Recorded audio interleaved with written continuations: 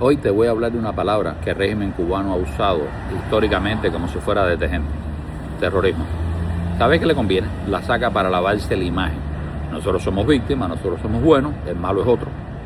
Pero antes de tragarnos ese cuento hay que preguntar algo bien básico. ¿Qué es terrorismo en cristiano, sin mucha muela?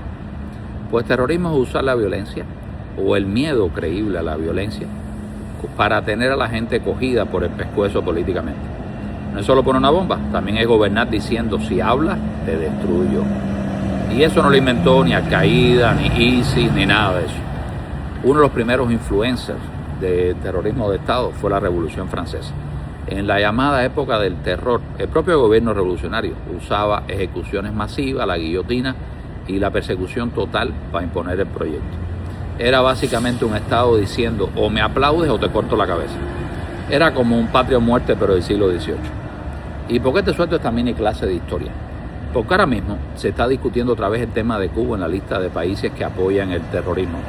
Y qué casualidad, Granma y toda la propaganda están en modo: Cuba no amenaza a nadie, Cuba es víctima del terrorismo. Y hoy te voy a explicar un poquito eso, la verdad detrás de todo eso. Y si más bien el régimen cubano es el que lleva décadas fabricando terror para exportar al exterior y sobre todo para usarlo contra su propia gente. Bueno, Granma publicó un artículo, creo que fue ayer, con una idea central. Cuba no es una amenaza para nadie, Cuba ha sido víctima del terrorismo. Te cuentan ataques, sabotaje, barcos pesqueros, ametrallados, pueblos, etcétera, cosas horribles que sí pasaron. Y viene la primera ironía del día. Cuando ellos dicen Cuba, en realidad quieren decir nosotros, la cúpula del poder. Es como el típico abusador de la pareja. Te mete leñazo o golpe durante años, pero el día que alguien lo enfrenta se pone a llorar y dice: la víctima soy yo. Con Cuba pasa igual. Confunden el propósito y sobre todo el país con el gobierno. Cuba no es la que manda, Cuba es la que aguanta. Cuba no es palacio, Cuba es la cola. Cuba pueblo es el rehén y el régimen es el secuestrador. Si no separas esas dos cosas, estás en trampa. Y vamos ahora con un tema delicado que el régimen explota mucho: los ataques a pescadores cubanos. Sí, esos ataques existieron. En los 60 y los 70 hubo lanchas piratas y comandos anticastristas que salían de la Florida, atacaban embarcaciones pesqueras y hasta lugares costeros y objetivos económicos del Estado cubano. En varios casos murieron pescadores, hubo heridos, secuestros. Eso no es invento. Todo eso formaba parte de la Guerra Fría, de la guerra sucia contra el régimen. Tú exportas la revolución, yo te mando comando. Tú apoyas guerrilla, yo te reviento los barcos. No había buenos de película, había dos bandos jugando sucio.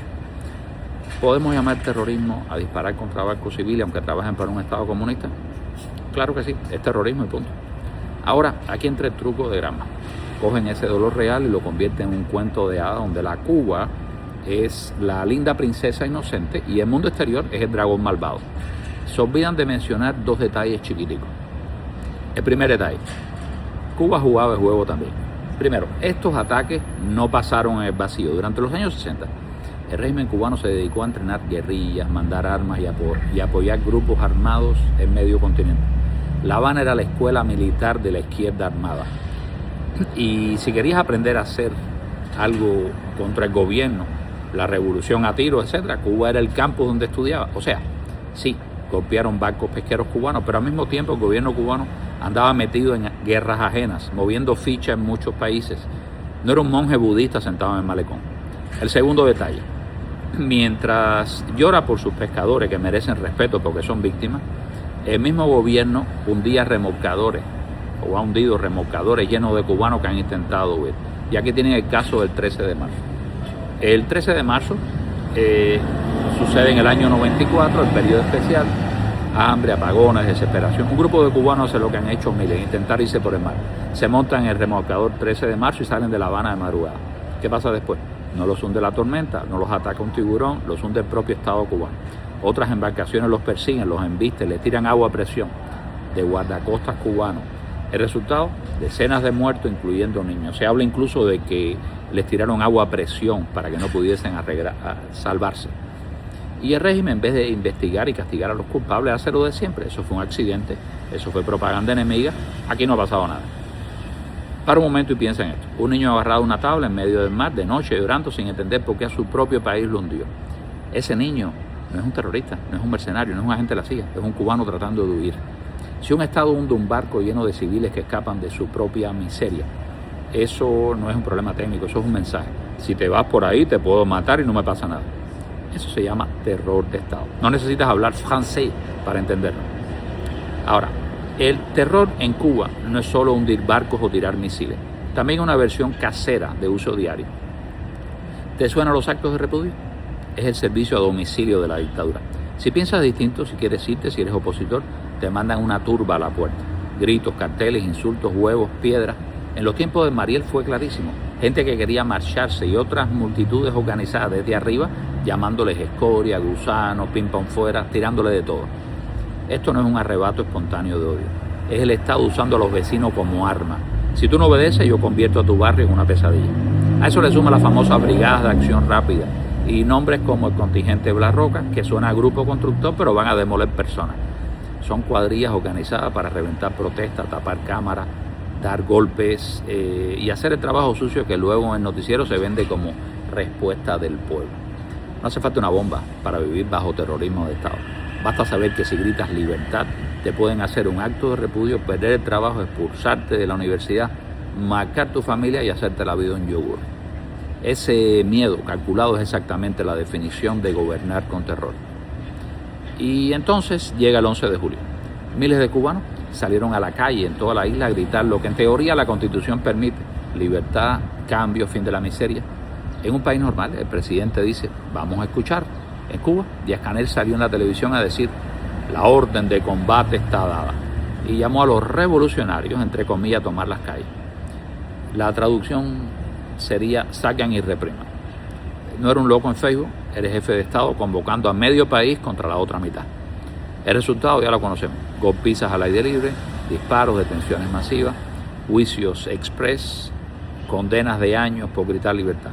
Recuerda la definición del principio: violencia o amenaza de violencia para controlar a la población. Eso se llama terrorismo de Estado, aunque venga con guayabera y pin, con una banderita. El régimen cubano en ese momento se comportó como el abusador de pareja que le dice a su familia, si ella habla, aquí va a haber sangre, y después llora delante de las cámaras diciendo que él es el que sufre. Ahora, salimos un momentico de la isla. Durante décadas, la dictadura cubana fue el coach oficial de muchas guerrillas latinoamericanas. Bombas, asesinaba a civiles para imponer su proyecto político. Ese es el tipo de gente que ellos entrenaban. Si tú como Estado entrenas o apoyas o proteges grupos que usan el terror para hacer política en otros países, ¿cómo se llama eso? Exacto, país patrocinador del terrorismo. En este caso, del terrorismo de izquierda. Por eso de los años 80 Estados Unidos metía a Cuba en la lista de estados que apoyan el terrorismo. ¿Que esa lista también se usa políticamente? Sí, claro, Estados Unidos tiene doble rasero, por supuesto. Pero el doble rasero de Washington no convierte de golpe al régimen cubano en una organización no gubernamental humanitaria. Y hay otro episodio que hay que mencionar: el derribo de las avionetas Hermanos al Rescate en el 96. Son avionetas civiles, ligeras, de una organización de exiliados que buscaba balsero en el estrecho de la Florida. No eran casas militares, no llevaban bombas, no iban a bombardear La Habana.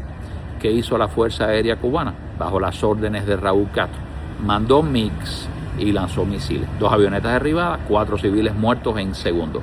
El régimen dice, violaron nuestro espacio aéreo, los habíamos prevenido. Ok, supongamos que hubo violación del espacio aéreo. Pregunta, la respuesta normal ante una avioneta desarmada es tirarle un misil y ejecutarlos en el aire sin juicio ni nada. Eso no es defensa del país, eso es mandar un mensaje al exilio. Mira de lo que somos capaces. Y volvemos a la definición: violencia para sembrar miedo y lograr un objetivo político. Ahí está, terror de Estado hacia afuera. Y así llegamos al tema caliente, la lista de países que apoyan el terrorismo. ¿Esa lista se usa políticamente? Sí. ¿Hay países que deberían estar y no están? Sí. ¿Estados Unidos lo usa también como herramienta de presión? También. Pero una cosa no quita la otra. Miremos sobre el expediente del régimen cubano. Apoya y entrenó guerrillas y grupos armados de izquierda en otros países. Derribó avionetas civiles de Hermanos al Rescate. Hundió el remolcador 13 de marzo con civiles que huían.